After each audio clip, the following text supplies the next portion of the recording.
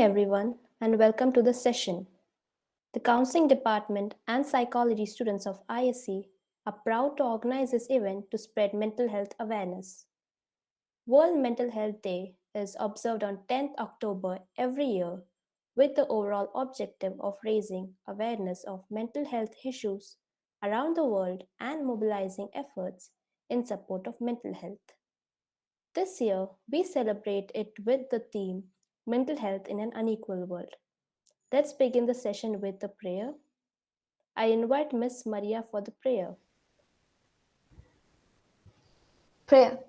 As we're all gathered here, may God bless us all.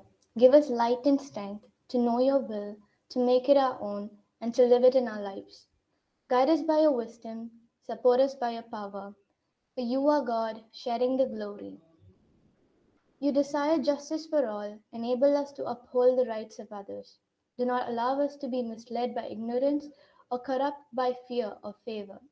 Unite us to yourself in the bond of love and keep us faithful to all that is true. Amen. Thank you, Maria. That was soulful indeed. Now I call upon Miss Davana to deliver the welcome address. I am here with the responsibility of extending a warm welcome to this live session. To begin with, I welcome our distinguished guest for the day, Professor Samuel Rikshasan, Assistant Professor, Department of Psychology at Christ Academy Institute for Advanced Studies. Next, I would like to welcome Reverend Dr. Father Babu Paul, Manager, Christ Academy Educational Institutions. Then, Reverend Dr. Father Joyce, Principal, Christ Academy ICSE School, and Reverend Dr. Father Arun, Vice Principal, CBSE School. I welcome our academic coordinators, Dr. Sebastian Peji and Dr. Nilanjana Basu. I would like to invite the students, parents, and teachers of Christ Academy family to this session. Welcome, everyone. Thank you, Davana. Our session is even more gracious with the presence of our guest, Professor Samuel Rukshan. I now invite Miss Grace of ISC Psychology to introduce the guest. It is with great honor that I take this opportunity to introduce our esteemed guest. Professor Samuel Rukshan Tevapriyan is currently working as an assistant professor of psychology at the Department of Arts and Humanities at Christ Academy Institute for Advanced Studies. He is also the coordinator for psychology programs in the department. He has a postgraduate degree in the clinical psychology and is currently pursuing his PhD program. He has interest in teaching and research. His interest currently lies in the area of clinical psychology, health psychology, cognitive psychology, and psychology and religion. Welcome, sir.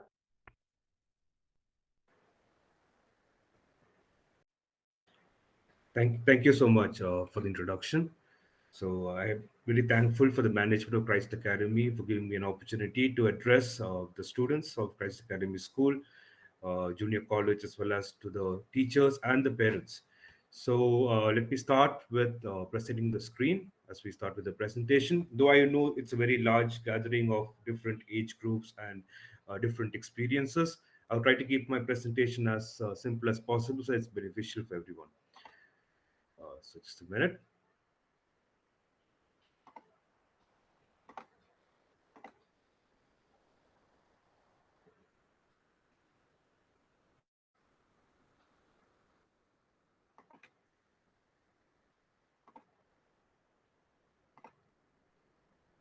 I hope the presentation is visible.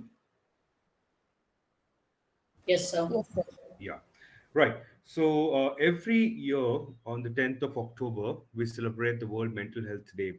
And when we talk about mental health of late, thanks to the COVID-19 pandemic and the fact that most of us are staying at homes, and yes, despite vaccination going up and people getting back to normal lives, we come to know that mental health is of utmost importance. And what is mental health? Sometimes we used to think are people who are really deviant in their behavior?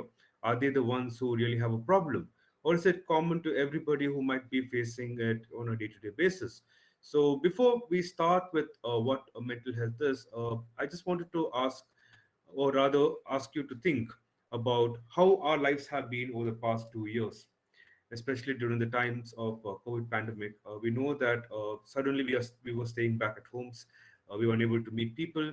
We were unable to talk as we normally used to, play with our friends as we normally used to play, go around, and things were really bad at that particular point. And suddenly we started to wonder, what is it going to happen with this world, and are we going to get back to a sense of normalcy as it used to be before?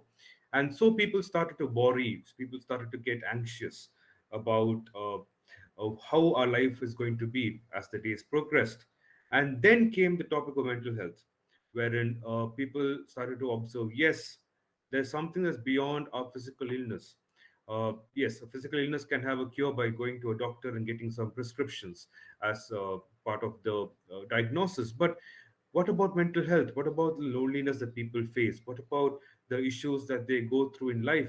And then there was a wide range of debate about how mental health has been affected.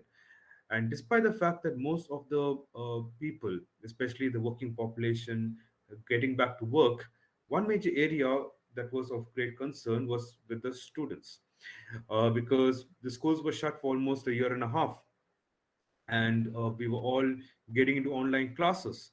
For a school like Christ Academy, we know that we are able to conduct online classes in a very good manner, but there were so many bunches of students from rural backgrounds, government schools, who were trying to not trying to get into online classes, but not able to because of uh, the place they come from. They might be from tribals, they might be from different areas, and so there was a need that, oh yes, we need to get back to schools, we need to open the schools. But again, the fear of COVID was there, and so this debate went on for over a year. And so this became a major problem in this world, and especially with the children who were supposed to be free, going around and playing with other people and spending more time exploring and going to school and having friends in the school, interacting with teachers and so on. This became a major concern for school children. So today, as we are stakeholders in the school, I wanted to focus on how mental health specifically influences our school children, irrespective of which age they come from. They might be in kindergarten or they might be in class 12. Before we get into what are the problems that school children go through or currently going through, or how should they come out of it, I just want to quickly get into some of the facts, and then we get into what tips we can take in terms of how to take care of our mental health. WHO comes up with this definition of mental health, that is a state of well-being in which the individual realizes his or her own abilities and can cope with the normal stresses of life, can work productively and fruitfully, and is able to make a contribution to his or her community. If you notice in this definition here, we see that how an individual is able to realize his own abilities, right? When we come to school, we learn certain skills, be it mathematics or science or social. We might engage in some extracurricular activities like sports, music, arts, and so on. And all these abilities is helping us to contribute better in the community. So when you are graduating from the school and getting into college, for small children, yes, when you get into higher schools, you come higher classes, you come with greater responsibilities and so on. Ultimately, the fact is that you try to contribute something to the community. Yes, somewhere down the line you would want to work, you would want to get some money, you would want to support your family, and you want to contribute greater to the community. And to effectively contribute to the community, mental health is important, and a person should have a state of well-being, that is a state wherein the person is satisfied with his life and is able to deal with his life in a better manner, is able to deal with stress, able to deal with anxiety, pain, sorrows, and so on, so that there is a wholeness in the way in which people are able to deal with their lives. And we know that mental health can affect our daily living. For example, a child who is sad, right? When he tries to interact with another child, okay, the sadness will start getting into the other person as well, right? Because you will ask, why are you sad? Then he or she will try to say about the reasons why he is sad. or she is sad, and then you will start to get affected by it, and then that kind of percolates to a greater community. So every single emotions that we have on our day-to-day activities, day-to-day lives, can affect our mental health. Say, for example, a parent scolds a child, the child becomes sad, and then if the child has not done anything wrong, it can affect the child in a very drastic manner. Same in terms of relationships too. When you are trying to talk to people, with maybe your parents, maybe your friends, maybe your siblings, right? It does affect our relationship with other people and our physical health. Sometimes we become tired, unable to sleep, unable to do things productively, may have other health complications, you might get sick very often, and so on. So we see that mental health and physical health has a very direct relationship. So if something is happening in your mind, it's going to affect your body and vice versa. So these are the areas in which mental health does play a major role. So looking after mental health can preserve a person's ability to enjoy life, right? So ultimately we all want to be happy, we want to make sure that people around us are happy, we want to achieve certain things in life, right? One of the questions that I think you would have come across is your parents or your relative asking you, what do you want to become? I think that's a very common question that children normally get in school. They get to face on daily basis. As you become older, you know that you have certain clarity, or maybe sometimes you have parents telling you what you want to do. How are you able to do it? It's because you have the confidence in you. You know that you can do it in a better manner. You have the skills. You're going to school, you're learning what needs to be a training place for you to get into workplace, and so on. And so ultimately every person, if you ask, would be saying that I want to enjoy life to the fullest. I want to be happy. I want to be enthusiastic. I want to help people. I want to grow. I want to make sure that I accomplish things that I want to do in my life. And how are you able to do that? It is only when you have a sound mind. That is, you need to have the ability to focus on things, right? You need to study hard, you need to spend more time in doing other extracurricular activities, you have to spend time in playing and making sure that you're physically fit. You have to spend time sometimes into meditation and into religious activities, frankly, into that. So all these kinds of things that you do on a daily basis will make sure that you have a mind that will help you to enjoy life. And the other part is to make sure that you have a balance in the life activities and responsibilities. Now, we know that, for example, if I'm going to ask a 11th and 12th standard student, okay, of how do you spend most of your day, they would say, yes, I go to school, I attend classes, then I may have to go for tuitions, I may have to go for training. For example, I know in PU and all, they have training for NEET and for JE and so on. So you have training classes for that. Then I will have to spend time in doing my homework, studying for exams, and so on.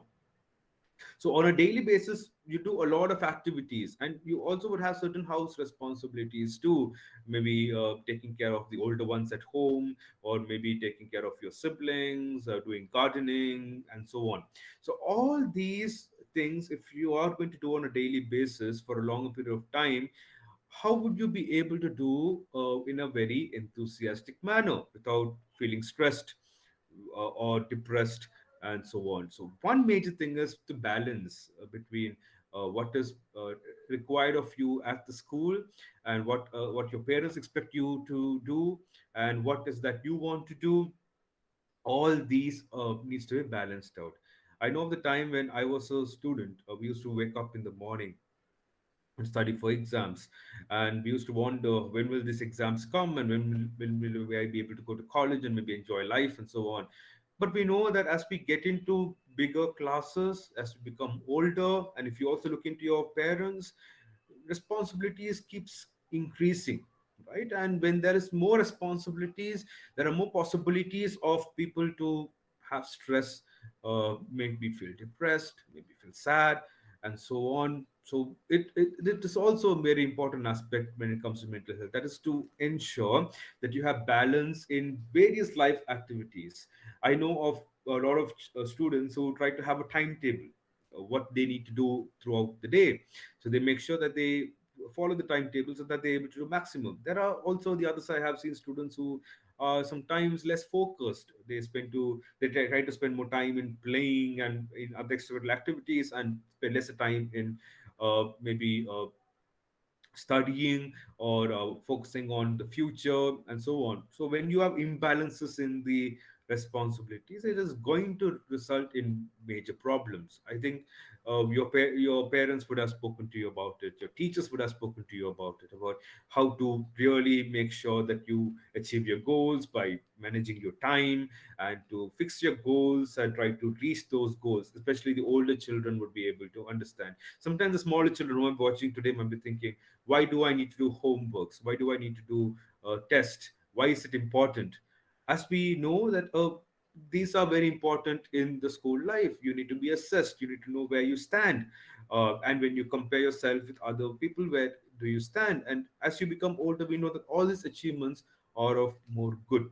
But the major problem that we see, especially in the COVID-19 situation, is that majority of our programs, all the competitions have gone online, and that means that too much of screen time and using of gadgets can create further pressure in the student. We're going to discuss that in the later half of today's presentation.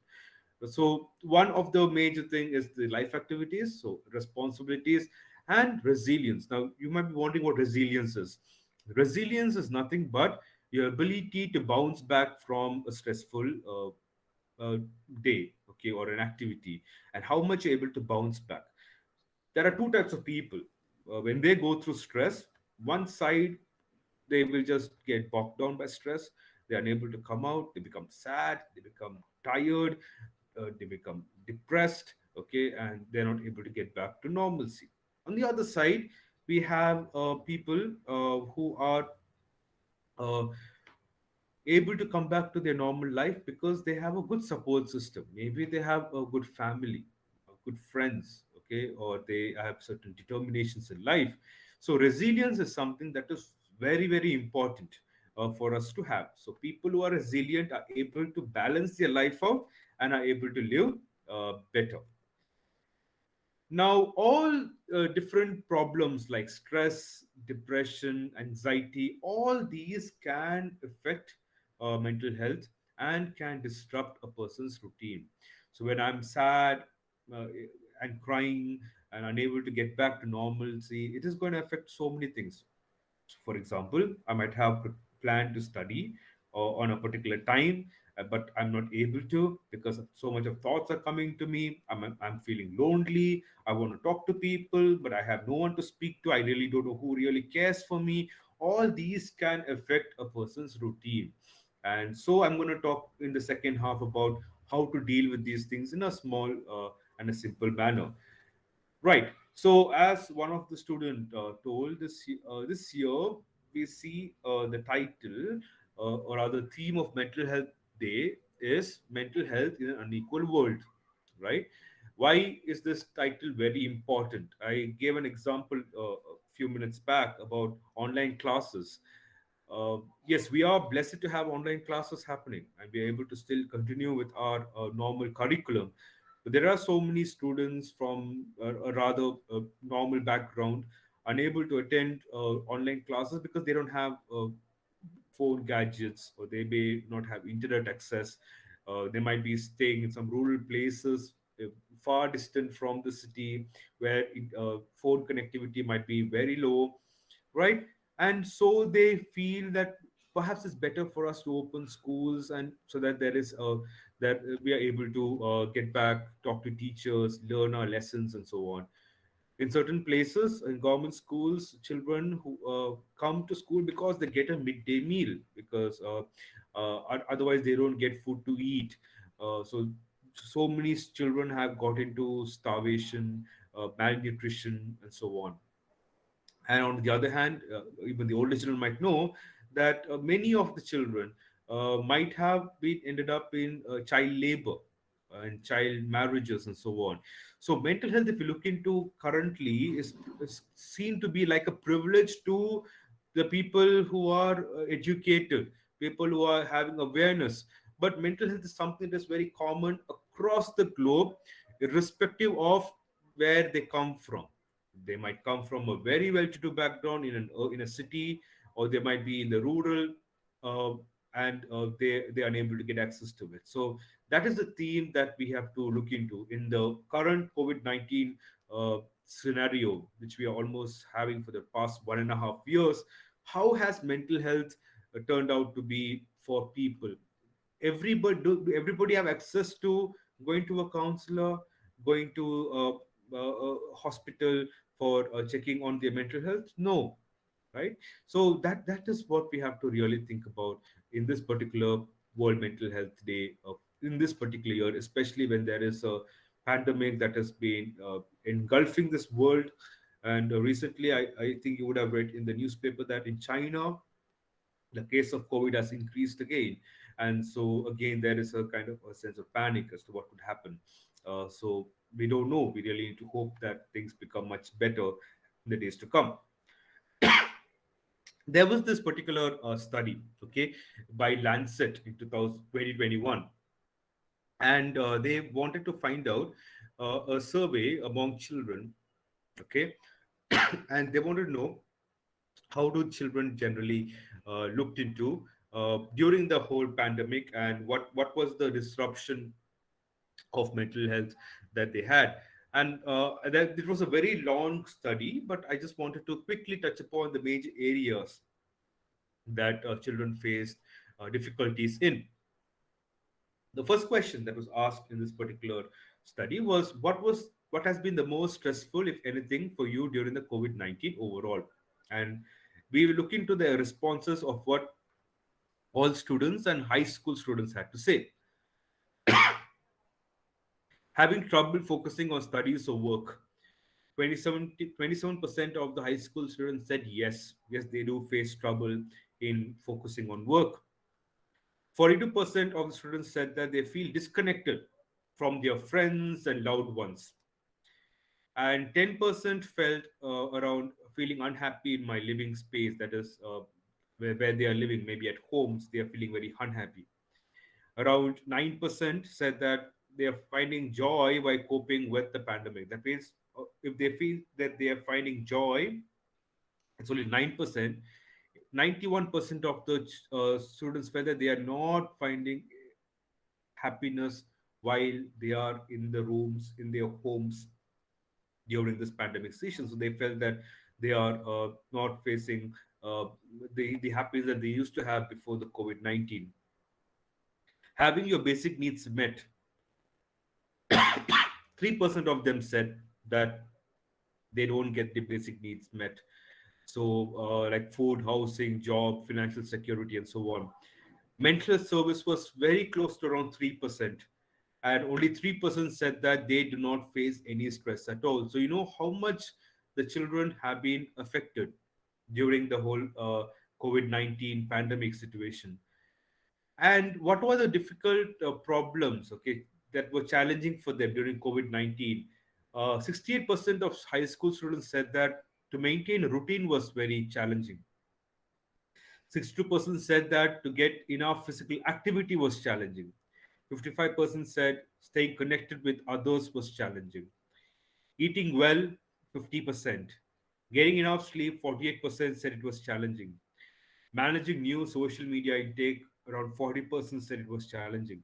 Self care has not been challenging to around only 8%. That means 92% of the people said that taking care of themselves has been a challenging experience.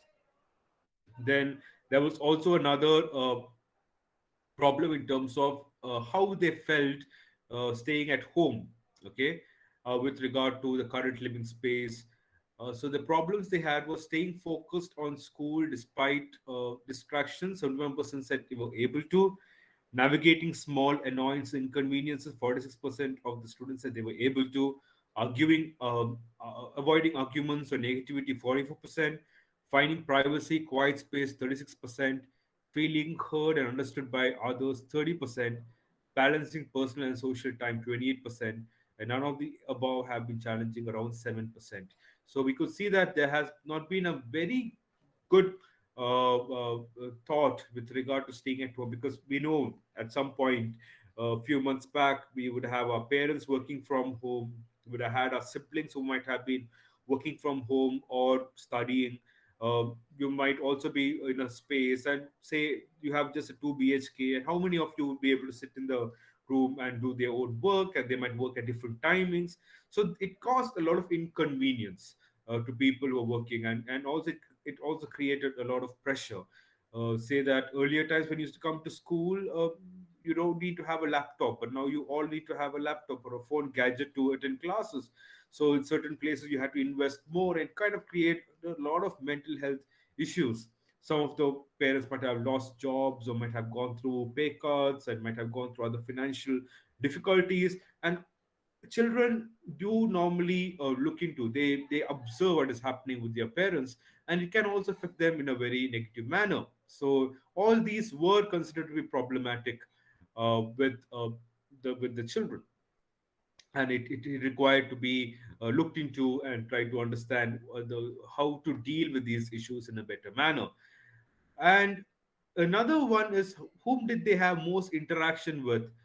50% said with parents, 28% with siblings, 5% with significant others, then 13% with friends, 1% with roommates, 0.2% educators, and 3% with others.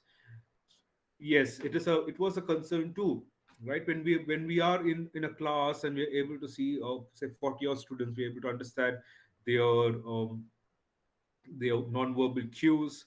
If some children is going through some kind of sadness, a teacher will be able to understand what and ask why is he or she feeling sad and so on. But in an online class, most of you would have switched off your videos, so we will not be able to see each other face to face, and so we really do not know what is going on. Plus you will have assignments to do, you'll have tests to be taken and so on. So what happened was, the teacher student interaction also during this particular period has gone down significantly.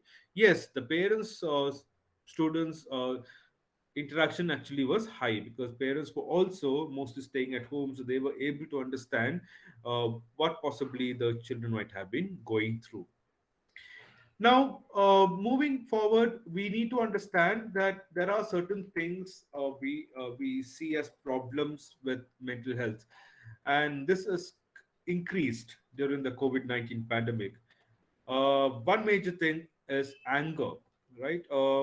Anger. Why am I staying at home, unable to play, unable to go out, go for shopping? Because children are the most difficult population to deal with. The reason is children do not have the vaccination as yet. Even your parents might have got, your older siblings might have got the vaccination, but not yet for children. The risk of contracting COVID is high, and the anger gets into the person, and it can be shown as an anger towards your parents. It can be shown towards your studies, towards your grandparents, friends, and so on. And this frustration can lead to so many things. Anxiety was another issue that was there, especially I could see that anxiety in the last year batch of 12th standard students who passed out, and 10th standard students. Many of them did not have any board exams. They were anxious about how their future would be. Will they will the will they get a proper college, or will they be able to get jobs? Because the 10th standard marks and 12th is considered to be the most important marks in their career, which will define what they want to do. They were facing a lot of anxiety. Parents were facing a lot of anxiety, especially for children who of that particular classes, right? So they were also facing anxiety when parents had to go to work and they had to keep their children back, and they don't have any maids or anyone to take care of. They were anxious about the safety of their children. They were anxious about what would be the ill effects of the usage of phones, because it is going to increase your screen time. There were so many people getting into a lot of eye related problems because of screen time. People start to wear spectacles.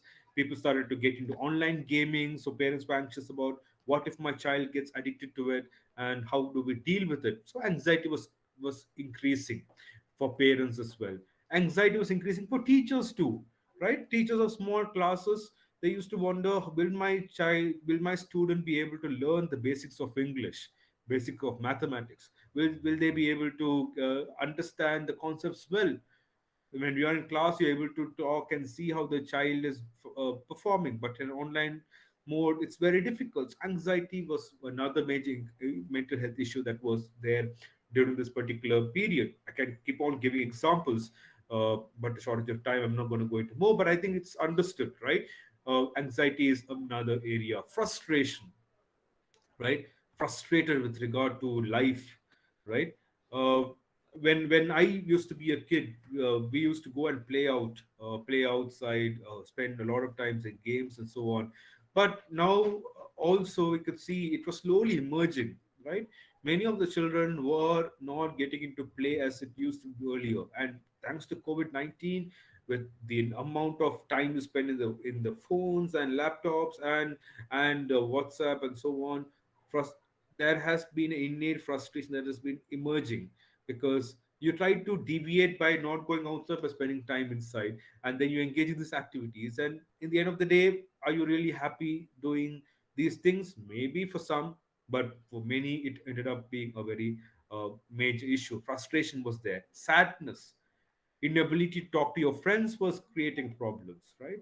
uh, the one of the major happiness that children normally have when they come to school is to interact with their friends, to have some fun time, right? But being in the home, in the four walls for almost more than a year and so, can create a lot of sadness, and it can create major problems when we deal with this particular sadness. Then worthlessness.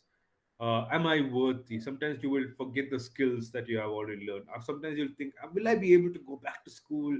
Will I be able to interact with my friends as I normally used to be?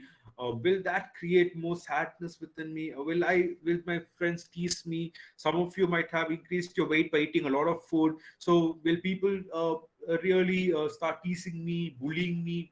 These thoughts might be there for some of you, right? So the feeling of worthlessness might also sense in.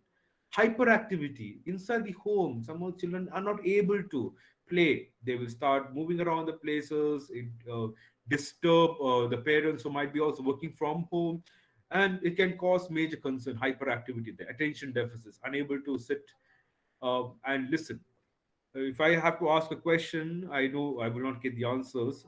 How many of you were attentive listening to the classes of your teachers when the video was off? I don't know how many of you were sitting in your posture and listening. If the teachers had insisted on videoing on, maybe you would have, but maybe not.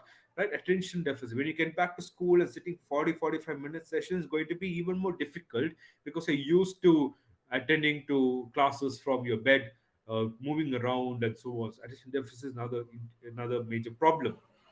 Learning difficulties.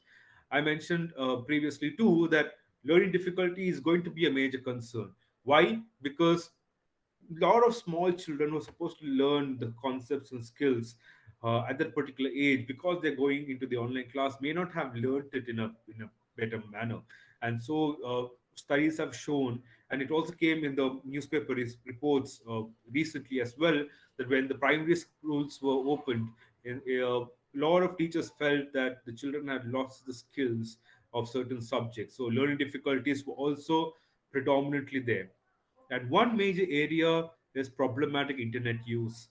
Earlier, your parents would have said, do not use your phones. But now you're all using phones or laptops. So internet has been used. Some of the children might have ended up using gaming sites. Some of you might be more active in Facebook and Instagram and so on, right? And this is going to be a major issue that is there.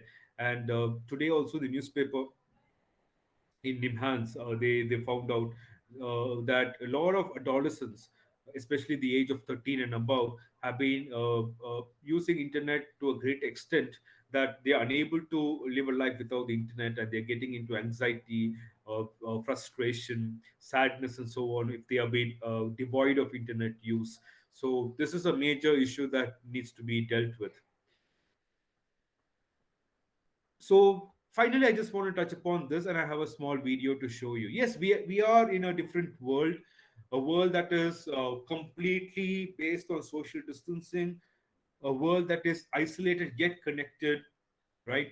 And there are a few things that I really wanted you to think about as we are looking into how can we change the lives and our mental health in the days to come, right? So one of the major aspect is we need to have good information, right? Do not go based on any random message that comes up on WhatsApp or any other social media, especially also regarding the COVID-19 situation too. Try to look into genuine news and concerns, right? And to make sure that you don't feel very stressed regarding what is happening around you. This particular phase is going to end soon, right? Yesterday, we crossed 100 crore vaccination in our country. So, which means that in another 3 to 4 months, we might be able to double that number, which means most of the adults would be able to get vaccine. And we all, some of you will also know that children might be getting vaccination school soon, right? So, we are getting into a better phase. So, whatever has been happening so far will surely come to an end soon. So, be hopeful about the future. Anything, you need to make sure that you have good meals. One of the major problems that children nowadays face, especially being at home, is having a disruptive eating behavior. You eat your breakfast at 11 o'clock in the morning, lunch by 4 in the evening, dinner by 10 in the night. No, try to make sure that you have proper meals at proper times, and also have healthy meals, because healthy meals means that your immunity is better, and you'll be able to tackle your diseases, if at all, in a better manner. Try to get back to routine. And one major problem that most of you might be facing is once you're getting back to schools, you'll get back to the same structure. It'll take time, right? And parents also, if you're listening, you know that your children might take some time to get back to the routine. Be patient with them, because they've been used to staying at home for more than a year. So it'll take time for them to get back to the routine. So structuring the day is very, very important. Having physical activity is very important. Engage yourself in sports and in athletics and so on, so that your physical activity is boosted, and it also gives good immunity, and also it increases your mental health.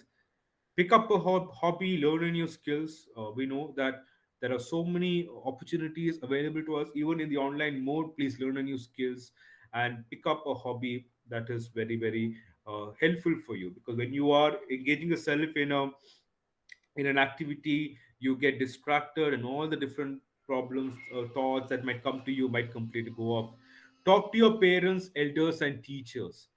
Whenever you have a problem, whenever you have something to share, take confidence of your parents. Share to them, okay, what you are feeling, or to your elders. When you get back to your school, talk to your teachers about how you're feeling, right? You have good counselors in school as well. You can talk to them. You tell them that this is what my problems are. They'll be surely there to help you. Do not think that you'll be able to take care of yourself and not share, or you'll be able to deal with it. Sometimes getting another opinion is always very, very important. And try to reduce your screen time. It is good for your health, right? So yes, when it is online, you have to spend time in attending classes, doing activities and assignments. But apart from that, try to avoid. Go out for a walk if possible, wearing your mask. Try to play outside in a, if at all, not in a group, but rather maybe isolating yourself with social distancing. You can play with each other, right? So that you are able to have a good sleep. Studies have shown that when you have a lot of screen time, it takes time for you to sleep. So before you sleep, at least for about a half an hour, do not engage yourself in using your phones or using your laptop, so that you'll be able to calm down your eyes, and you'll be able to sleep well. And make sure that you have a break in between when you're using your laptops or phones, so that your eyes doesn't get very stressed out. Okay, so these are the few things I wanted you to keep in mind, so that you can use these things to do things in a better manner. So one thing is that mental health is something that is important, okay, and it is very success. It requires everybody to be part of it. I alone cannot deal with things uh, alone by myself. I may require help of my teachers. help of my parents, okay, or elders, my siblings. Everybody should come together, and only then we'll be able to have a better mental health. And always be supportive, be helpful to each other, and support each other when they're going through tough times, and be there, and that will really bring about a great deal with regard to mental health. Before we get into interactive session, I just wanted to show you a video, and then if there are any questions that you would want to ask, we can look into that as well. Just give me a minute. I'll just share that video, and then we'll get into an interaction session.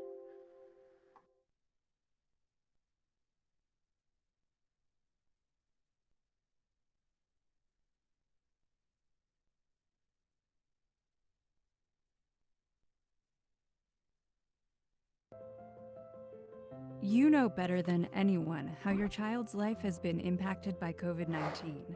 And although kids are remarkably resilient, many are struggling to adjust to the changes.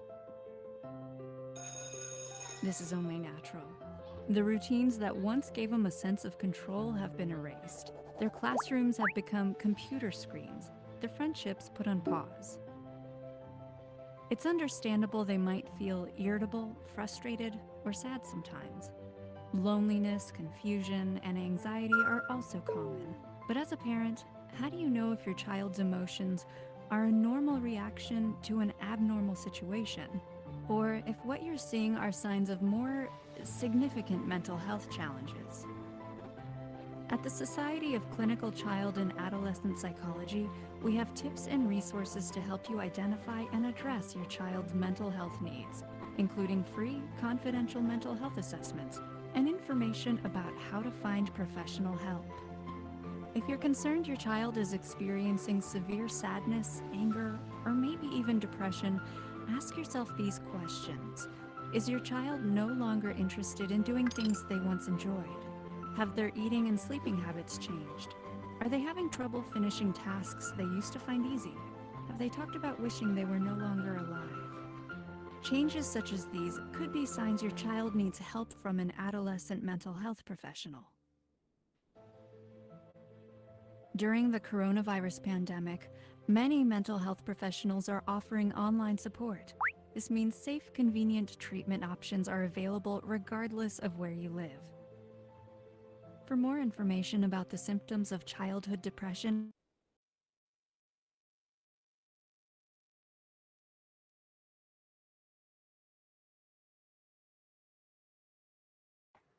Always seek help whenever you feel certain difficulties. And yes, there might be certain concerns about the stigma of going into a psychologist's room or a counselor's room. Is something wrong with me? No, the strength comes from the fact that you understand that yes, I need help. And if there is any difficulties, we have a good team of counselors in our school who would help you out. You can go and talk to them if you feel like you need help. And for sure, I think they will be sure to be confidential in the kind of information that you share with them, right? Do not ask for help, because before it becomes too late, it is better that we resolve things in a better manner. So this is what I wanted to tell you. Everybody is going through a very tough time, and everybody knows that this phase is something that is in a once in a century. But I think we will be all able to sail through once we are able to understand what we are going through and seek help from others. So I wind up here. If there are any questions that you may want to ask, you may ask. I leave the floor open to all of you.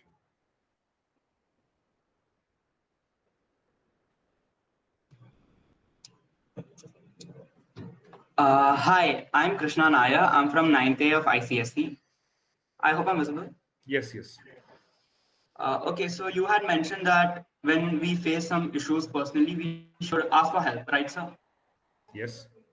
But help is often a pretty big privilege. For example, there are a lot of people, they don't feel safe with their friends, students, with their teachers, with their parents. Maybe their parents have been bullying them, or their friends have been bullying them all their life, or they feel targeted and bullied. How about them? Or they don't have any empty room in their house or something to talk to counselors. And if we go to a counselor in school, our friends are going to ask us, hey, what did you talk to the counselor about? Maybe the parents might also get to find out, and that's another issue. So, what to do in those cases? Very good question, Krishna. Right, this is something that I think is a practical problem that you brought about, especially when you have those houses where there's just one room and you're unable to speak to somebody over the phone, and you want to seek help. They consider that it's a very you're weak and you're unable to deal with the emotions and so on. It is important that we try to break the stigma that is associated with seeking out professional help. One of the major ways in which we can deal with these issues is maybe in the school level, we can have group sessions wherein not just one student is taken into consideration, but rather a group of children together, and you deal with the topic in a very common way, so that even the child who requires help is benefited and also others are also sensitized. That is one way we can deal with it. Second, yes, we need to have a awareness level of the role of that psychology plays in the school by bringing about demystifying what mental health is, and bringing about what is the reason why people seek help. So this is a long drawn process that I feel the schools have to bring about in sensitizing the children. Yes, even though we try to sensitize, there is still a notion. So the sensitization is not just with regard to children, but also should be resonated to the parents and so on, by maybe giving a poster, maybe calling parents together for one session in the school and addressing mental health needs. But I feel nowadays there is increased awareness of mental health among parents, so they would be able to. When it comes to confidentiality, one major problem here in confidentiality while dealing with online sessions is that yes, you might be in a particular situation where you have parents around and you will not be able to talk to in a private manner. So we need to move beyond online sessions once COVID-19 pandemic goes down, and try to go to the counselor in a very closed environment, in a closed space, to talk the issues. That way, you'll be having the confidentiality and trust that you are speaking it out, so that others are not listening to you. So that is the actual way in which counseling has to happen. Telephonic counseling, online counseling, yes, if you are unable to have a free space, then I think this is the best way. Or else during that particular period, you may need to ask people to leave the space empty, so that I can have a one-to-one session on an online basis. It is a wrong drawn process. Your friends who might be bullying the other person should be able to be sensitized at certain level that what they're doing is wrong. So small steps makes a big difference, I would say. So we will have to take things this way. It is not a one time solution here, but we surely can bring a change in the mindset of people, especially for those who try to feel that mental health is something that is not needed, and only those who are weak are uh, required to go for that. And so this is a long road. So as you getting sensitized, you sensitize your friends too about it. I hope I'm able to at least answer something, Krishna.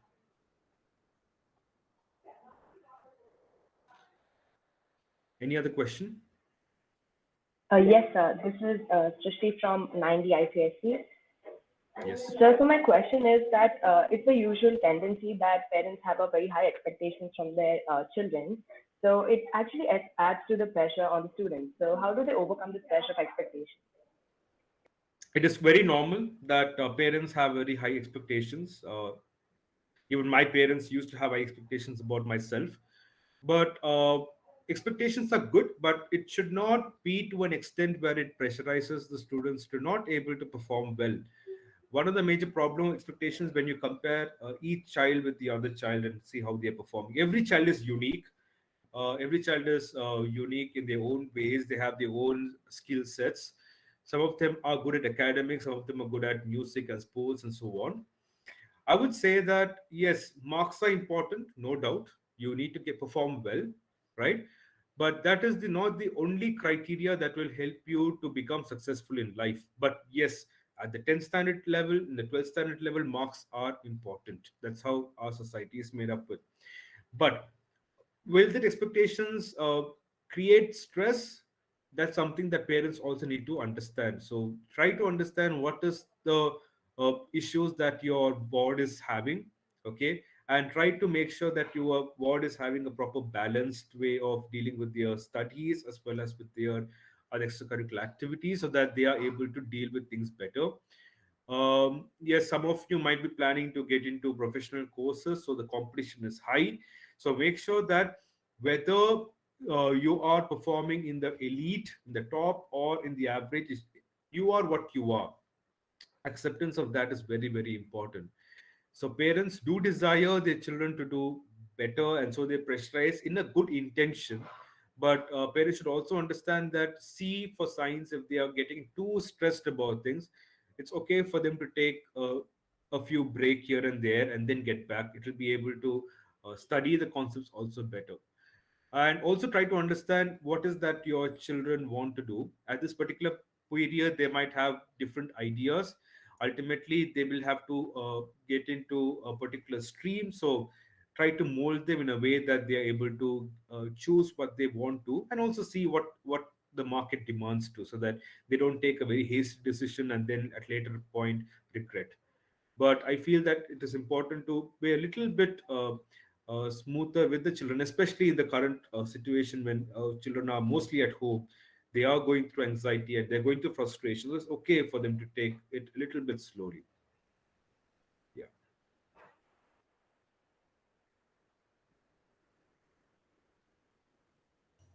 Hello, sir. I'm Hannah from ICSE, and I have a Yes. question.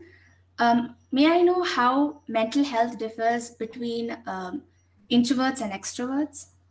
Okay. So mental health. Now, what is introverts and extroverts? To give a basic difference, introverts are people who would mostly spend time with themselves. They don't interact much with other people. They do interact with a smaller, closer circle generally, but not in the public. Extroverts are people who are always in the forefront. So in a class, you would see extroverts are people who speak to each other, who would be leaders, who would engage in different activities and so on. So introverts generally deal with mental health more in terms of writing. They write a lot of things. They draw. Okay, or they may be confident in speaking to people who they are comfortable with. Extroverts more likely want to talk to people, so they engage themselves in talking, or in play, or in other physical activities and so on. So whether you are introvert or extrovert doesn't really impact your mental health. Rather, how you cope is different for introvert and for an extrovert. So look into the ways in which you want to cope. So for some, talking to others might help. For some, getting into different activities might help. For some, maybe getting into writing, or playing, etc. might help. So choose those areas that you feel better in order to help in coping with your mental health. Thank you, sir. Yeah. Um, Sir, Yes, Anjali. I'm Anjali from CBSE. So I had this question, as we are all like most of us over here in this meet over here today are from like ninth and 10th. So we have a lot of pressure to like decide what we want to do in future, and a lot of us are in a huge confusion and mess of what we have to do in our future. Like some of us like something, and some of us have to like proceed in some way to like satisfy our parents dreams or something like that. So like we're all in a confusion, and we have a stress even from the surroundings, like from the society around us. So at this situation, what like which way should we go? Okay. There are two, three things I feel is might be helpful. First, look into what are the subject areas that you're interested in, right? Since you're at ninth and 10th, most of you are studying basic subjects. Only when you get to your 11th standard, you'll be able to decide on whether you're taking science stream, commerce, or arts. So look into first what is the subject that you're interested in. Okay. Complete your 10th standard. That is one. So after that, you will get a clearer idea. Sit with your parents, firstly, I would say, and have a conversation with them, and try to understand what they want you to do, and try to understand what your desires are. So if you are looking into, say, a parent is saying that I am looking into wanting you to continue with my business, for example, okay, and say that you are also aligned with that particular field of business or something, maybe a commerce and management would be better. But if you are inclined towards science, please take up science. Now, among the science, what do you want to take up? Some of them might take PCMB or PCMC.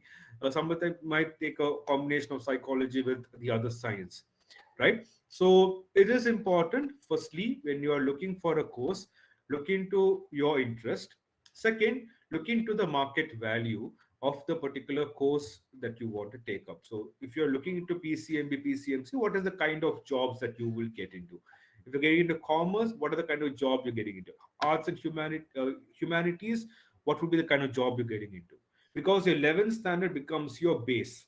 Okay, if you are feeling that, okay, I'm really confused, okay, what I want to do, most of the children I have seen generally take up a science stream because they'll have wider options. From science they can get into humanities once they complete their 12th standard. Okay, for some of them they would start off with a commerce because they are having clear cut idea that they want to take up. So talk to your teachers. Your teachers might have observed what how you are in your classes, and what is your likelihood interest is being. Okay, then you can talk to your parents. Okay, but ultimately, at some point in your 11th and 12th, it is better that you don't take an independent decision. Try to talk to your parents and try to come up with a decision that is viable, because 11th and 12th is just the start. If you're planning to take up medicine or engineering or any allied sciences, then science is the only option. You can't take commerce and then get into science. But then if you're looking into other fields, you can go to science and then come back to commerce and humanities depending upon your interest. So take a wise decision by taking into all considerations. But one thing, don't get into pressure. Just because your friends are taking a particular stream, you need not take up that stream, right? Unless and until you feel that you need to. So don't go based on what other people are, but you, with your parents, with your teachers, you can decide. And maybe we can also think of planning for a career awareness program and all for the students. They can take up a, a informed decision pertaining to what they want to take up in the future. Thank you, sir.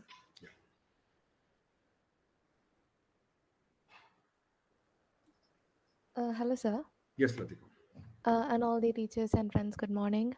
This is Latika from ISC 11A. My doubt is simple. Just like I had experienced with my very close friend, she was kind of very active on social medias, a very jovial person actually.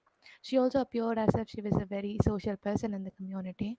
Always smiled with people, had fun with them. But only then I understood people are not actually as they appear to be. They experience a very different kind of inner emotions. When she came to me one day and shared with me all her feelings about all the burdens she had, the unpleasant feelings she was experiencing, I just found her in the state of depression that day. But the next day morning again at school, she was with the same joy and happiness. But deep in, she was actually the saddest one. So my doubt is, how can even everyone know if people who are close to us are suffering and experiencing something like this? Because not all are comfortable explaining the situations with their closed ones. And how can anyone know whether people around them are dealing with problems with their mental health? Sir? Like, is there any common symptoms they show? Uh, yes, thank you, Latika. Very good question. Now, how do people react to certain problems? No, everybody has problems. Yes, some of the problems are too much for us to handle. Some of them we are able to handle on a day-to-day basis. Now, one of the major thing is some people don't like to share their problems to others, so they tend to be happy when it comes to school. When they get back, they have to deal with their problems. That's how they deal with it. Now, is there common things that we can look into as terms of symptoms? Yes, one way is you speak to them, their tone, the way they express things can be one area. Okay, if they are more negative while they're speaking each time you speak to them, then that could be one way in which you can understand. Sometimes they might perform poorly in academics, right? So that could be a second way of looking into. But you cannot really force a child to speak out, because we don't know what is the intensity of their sadness, what is their causal factors, what they are going through.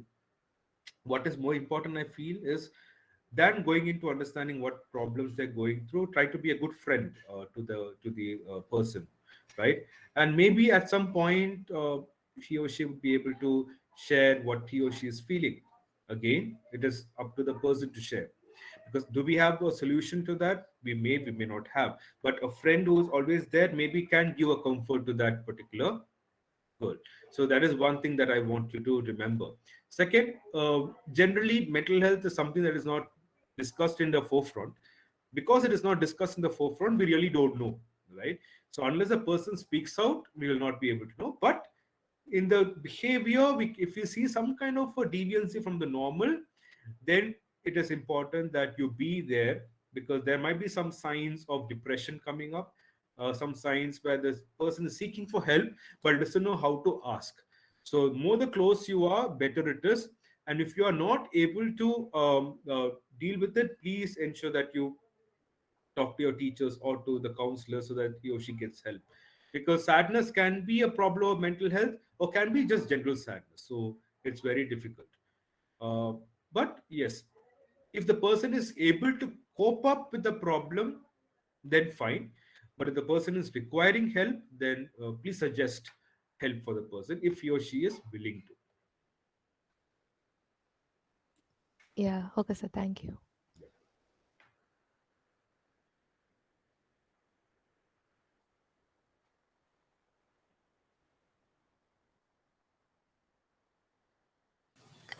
Good morning, sir. I'm Fiona. I've noticed nowadays teens and adolescents in general, they are very concerned about their body image. Some people are also teased for this reason, for being themselves, and they're also, fat shamed. This can lead to, anxiety and other disorders, and they can also develop eating disorders Yes. for this reason, and it can also affect their studies and other um, um, fronts. So how can students and teens cope up with this? How can they deal with such fat Right. shaming? Right. Yeah. So when it comes to body image, right, it is a major cause of concern, especially among adolescents. Generally, body image issues are seen more among girls than boys, but boys do also face body image issues. And one of the major reasons is when the child is attaining puberty. Some of them attain puberty at a very early age. Some might attain at a very later age. So there are physical changes that happens in the body. So one major way in which we need to deal with it is when there is a sense of bullying. If you're able to sense that happening in the school, it is important that you immediately speak to the teacher, speak to the counselors, and it is important that we are able to stop the problem at the particular place itself, and there's an increase, and there's nothing wrong in reporting it. One major problem that children who are having body image issues end up is either they don't eat, okay, or they will eat and they will purge. There are two major disorders. You might be able to read on Google. One is called anorexia nervosa. The second is called bulimia nervosa. There's a two ways in which some of the children might engage in. If at all you find one of your friend who is supposedly not eating properly because he or she feels that uh, he or she has an increase in weight, please do talk and please do uh, ask for help. Second is some of the children might eat a lot and then they'll immediately puke it, okay, and then this can result in a lot of problems in the stomach. It can lead to gastrointestinal issues and so on, and as a result there will be acidity, because when you eat, you know, right, but science students will know that there are enzymes that start breaking down the food, and immediately when you puke out, those enzymes will come into the food tract and then it will cause a lot of irritations in the body. So you'll be able to find out the signs. Strictly, body shaming is something that has to be really taken into serious concern. It has to be addressed. If at all some of the children are facing that issues, it needs to be addressed. And remember that whether a child is obese or the child is underweight, a child is a child. Acceptance of yourself is very, very important, right? So if you feel that somebody is obese, okay, as a person, then you can try to engage in physical activities. Sometimes there are medical conditions that can also be a reason for it. So try to accept as a student in the class, when all of you are together, okay, whether for a few years or for that one academic year, try to be there for each other. And one of the reasons why bullying happens because of not having the right mindset and education about why things are happening and the kind of environment that he or she has been coming from. But now I know people are more aware because, as you mentioned, you are able to understand what it can lead to, like anxiety, it can lead to depression, it can lead to frustration. Some of them might also go to the extent of suicidal ideations, thinking of committing suicide, to all suicidal attempts also, right? So it is very very important, acceptance is important. And remember, if you have a friend who is going through something of a similar kind, try to be with that friend and try to address whoever is bullying, okay, to the respective teachers or counselors that is actually taken care of. Otherwise it can create major problems, right? So this is something that we have to be really aware as and when, especially after the age of class 8 and onwards. It is something that is needed to be looked into. This is Sandra from CBSC, and my question is different people have different coping mechanisms for when they feel stress and pressure, and sometimes this actually worsens the situation rather than make it better. So how do we know that what we use to cope with stress is actually not harming us instead of actually helping us with it? Yes, now depends on what kind of coping mechanisms, right? Some of the people might cope in terms of excessive sleeping, some of them might engage in more play and so on. Remember, stress management is something that is very important, and for stress management, cope mechanisms are important. If a particular coping mechanism is not helping you, then it's important that you change that coping mechanism. So what is stressful? How do you cope with the stress? Now if you can give me an example, then accordingly we can see whether it is useful or not. Now if it is So, not, yeah, yeah. but like when I feel stress or pressure, like I usually go to reading novels or something like that. But like it kind of hinders my studies because I'll be more focused on that. So, it actually helps me for that while to actually forget about my worries, but it's actually affecting my academics also. So when you are getting into reading novels, no, reading novels is not a bad thing. It is good, but the amount of time that you end up reading a novel is what becomes the major problem here. So in that case, you need to have a proper time schedule, right? So what is your primary focus? Your primary focus is to perform well in your exams and perform well in your studies. So if that is a primary focus and you're feeling stressed out regarding that, going and reading novel for a particular period of time is fine, but you need to cut short. It should not be a substitute to what you want to do, right? It is only helping you. So reduce the time, right? Because reading novel is good, it's nothing wrong in that, but the time that you spend there should be reduced. Or if you feel, yeah, yeah. So like I find myself focused on what's going to happen in the novel, then rather than finding out about what I'm actually studying. So it's really very distractive for me. In that case you need to change it to something else. If you feel that you're getting deep into the novel and spending hours together reading that, and if that is going to replace your studying, then it is not a good mechanism. Rather, perhaps you can, instead of reading a novel, you can read short stories, which is of a shorter duration of time. Then you'll be able to complete one story, get back to studying. Or you may have to find out different other ways. Maybe if you're good at playing, if you feel like playing, you can go out and play. Or if you feel like talking to somebody at home, you talk to them. If you want to sleep, you can sleep for around 15-20 minutes and then get back.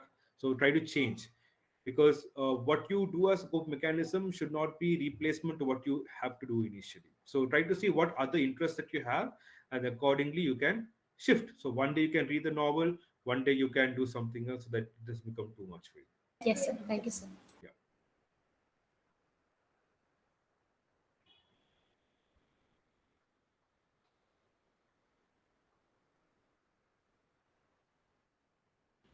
Sir, I'm Sia from CBSE, and my question is, so like there are many children who feel pressurized like by many things, of course.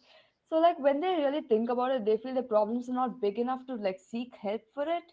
And so they keep pressurizing themselves to stay away from help, giving in the stigma from society and what they think the counselors may think of themselves. And so like how do we help them like to gain like the confidence to actually go and speak up against it and like to go for it and like speak up for it and gain like seek the help they require? Right. Because sometimes the problems may be really big and they feel they suppress it into something really small and try to hide it. Mhm. One of the major concern, I think one of the students before also asked about is when you go to a counselor, what would other people think going to the counselor mean, right? So one of the things that we have to look into is to break that particular stigma associated to going to a counselor. Second is that's what we need to try to have group sessions, right? So individually, when you go to a counselor, it's going to create more problems because you know that some child is going and meeting the counselor. There's something wrong with the child, so there is a point where there might be a gossip there.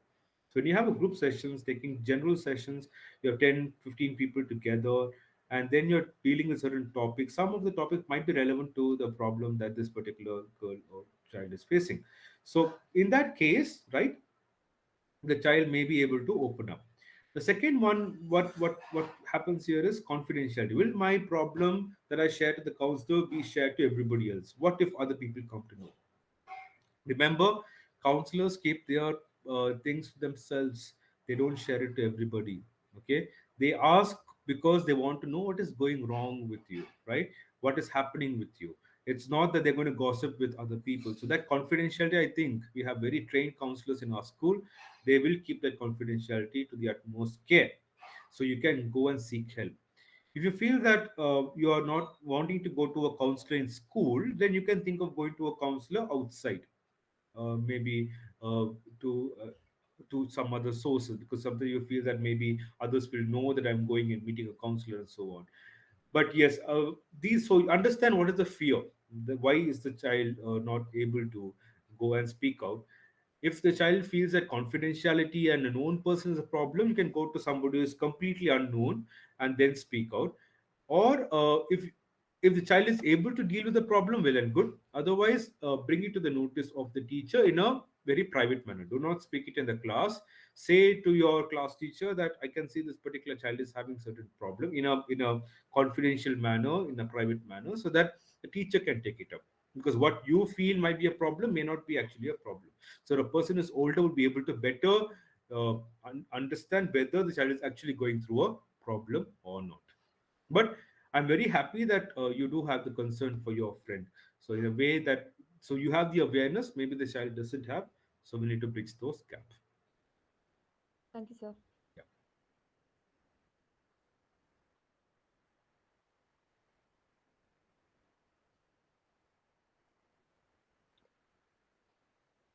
Thank you all for your valuable questions and thank you so for your response. Now, before winding up the session, we would entertain one last question. If there are none, we may proceed. If no one is going to ask a question, could I ask a second question? Sure. Um, all right, sir. So, sir, you had mentioned that right now our number one priority should be our studies, right? I'm not going to go against that, but shouldn't it be our happiness? I mean, for me personally, if I failed all subjects due to a conscious inaction on my side, I would not be happy. But I mean, shouldn't it be happiness overall? The number one priority for everybody is to be happy in life. That's what I said, because try to go for a break. When you have a break, you try to go for a vacation with your parents if possible, and try to engage in other activities. Yes, studies is important, but I feel that because we are in a very different phase where we're all mostly stuck at home, I think it is important that we're able to explore ourselves as we normally used to do. Happiness is important, but without proper education, we'll not be able to get that happiness in the future. So yes, do things that is making you happy. That is also as equally important as studies. All right, sir. Thank you.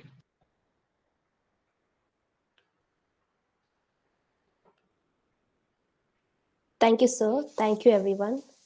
Now, vote of thanks is proposed by Miss Anugraha. Good morning, everyone. On behalf of all those who have gathered here, I would like to express my gratitude to Professor Samuel Rakshin for spending his valuable time to enlighten our Christ Academy family. Inclusive mental health is indeed the best mental health, and it is indeed needed for everyone for wholeness, joy, balance in each and one of our lives, and to reach our goals. Also, to be more effectively productive for the society. Now I extend my thanks to Reverend Dr. Father Babu Paul, Reverend Dr. Father Joyce, and Reverend Father Arun for giving this opportunity to observe mental health awareness. Then I would like to thank our academic coordinators for their support. Also, we are ever grateful to the Christ Academy media team for making this event a reality. Without your support, this wouldn't have been possible. Last but not the least, I would like to thank the students, parents, and teachers who are the most attentive viewers of this session. Thank you all. Thank you. Thank you so much. Thank you, counseling team, for organizing such a good webinar. I'd like to thank the management, all the faculties, parents, and students for coming here today. I hope you will be able to share what we had discussed today to the known ones, and so that they also get to know the importance of mental health. Thank you so much, Kiran sir, Rose ma'am, Nita ma'am, for inviting me for today.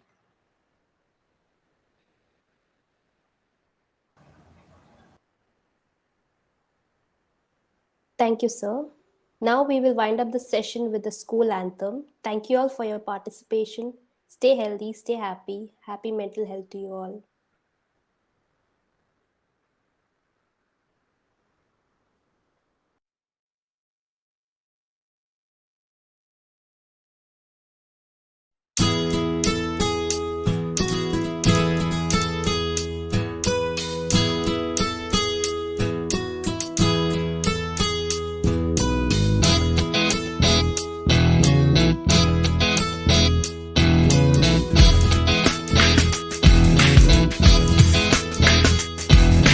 Christ Academy, proud of your glory.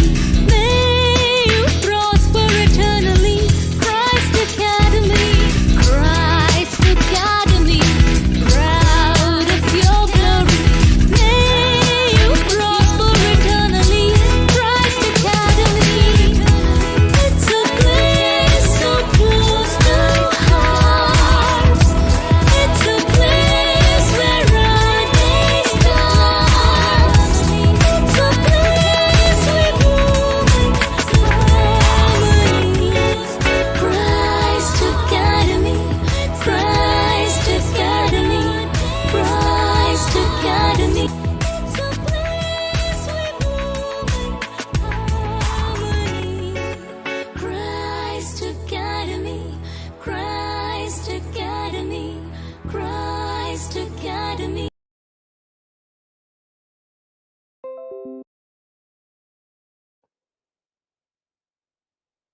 Participants, I request you all to stay back for the group photo.